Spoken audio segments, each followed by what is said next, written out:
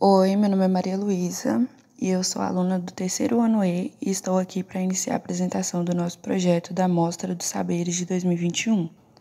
Todos nós sabemos que em dezembro de 2019 foi descoberto o vírus da Covid-19. Então, 2020 foi um ano muito difícil para o mundo inteiro, tanto na questão social, política e econômica.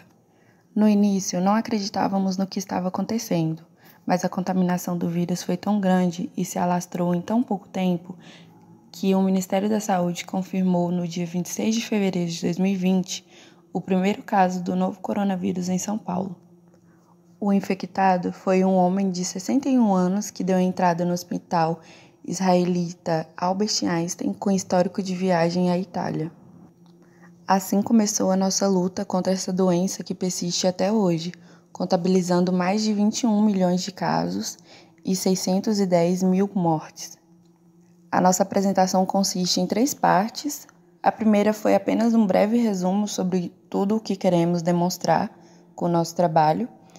A segunda parte vai ser feita pelo Matheus, que vai explicar a primeira parte do projeto, e a Maiane vai finalizar a apresentação com a segunda parte e com o nosso site. Por que resolvemos fazer o nosso trabalho sobre a origem de tudo isso? Pois em dezembro de 2019, a pandemia mudou a história da humanidade.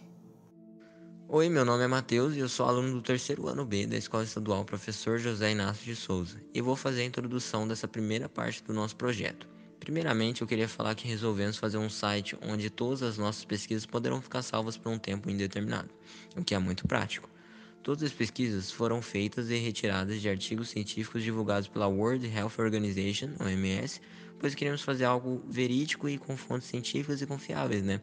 Porque atualmente há muitas notícias e pesquisas falsas sobre o coronavírus. Então, no início, temos como a Covid foi descoberta.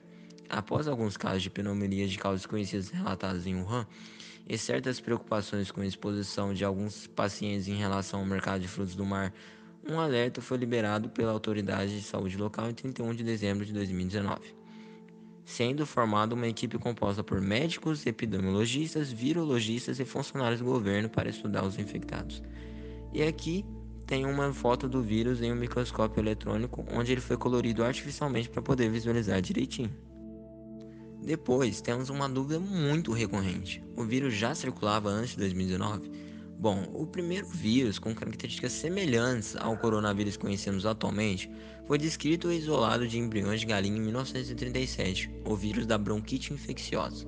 Desde então, vários foram detectados em uma ampla variedade de animais, desde bichos selvagens até em bichos de estimação. E para finalizar o início do nosso site, temos aqui um resumo de como o vírus infectou o ser humano, pois afinal há muitas teorias sobre esse fato. Várias pesquisas foram feitas e detectaram que o morcego e o pangolim possuem grande diversidade do vírus. Isso levou à hipótese que a contaminação veio originalmente de morcegos ou pangolins e que se espalharam para um animal intermediário. E também temos uma imagem que ilustra o que foi dito. Oi, eu sou a Maiane Cristina, aluna do terceiro ano B da Escola Estadual Professor José Inácio de Souza, e estou aqui para finalizar a apresentação do nosso projeto da Mostra dos Saberes de 2021, orientado pelo professor Antônio Neto, de Física. Eu vou dar continuidade à fala do meu colega Matheus e vou explicar sobre o que é de fato o coronavírus e de onde ele vem. O coronavírus é uma doença infecciosa causada pelo vírus SARS-CoV-2. Em termos mais específicos, ele pode ser caracterizado como um vírus envelopado, com uma membrana lipídica derivada da célula hospedeira, na qual as proteínas da superfície viral estão embutidas. As proteínas que se protegem da membrana viral dão a esses patógenos sua aparência característica de halo sob o microscópio, dando assim origem do nome corona.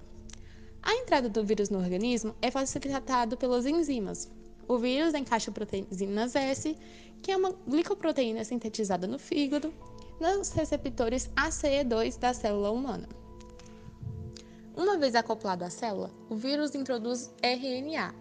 A célula entende que o RNA do vírus é o seu próprio e cria milhões de células a partir das quais produz proteínas virais. Além disso, vale ressaltar que o coronavírus produz uma alta taxa de mutação por sua duplicação genética, que é sujeita a erros. Essas características contribuem para uma grande diversidade desses vírus na natureza, permitindo a infecção de diversas espécies. E não poderíamos finalizar nosso projeto sem falar sobre a vacina, porque afinal, ela salva vidas e está totalmente interligada com tudo o que foi dito. Existem, em média, 300 vacinas contra o Covid-19 em desenvolvimento, porém, 70 delas estão em fase de teste em humanos. Algumas dessas vacinas já foram autorizadas pelos órgãos regulatórios de diversos países, permitindo a imunização de suas populações. Conheça os vários tipos de vacinas que estão sendo desenvolvidas. Vacinas com vírus inativo. Tem como base um vírus que possui um tratamento químico que o torna incapaz de se replicar. É a mesma estratégia utilizada nas vacinas contra a poliomielite, por exemplo. Essa é a metodologia da Coronavac, que está sendo produzida pelo Instituto Butantan em São Paulo, em parceria com a Sinovac. Vacinas com vetor viral não replicante.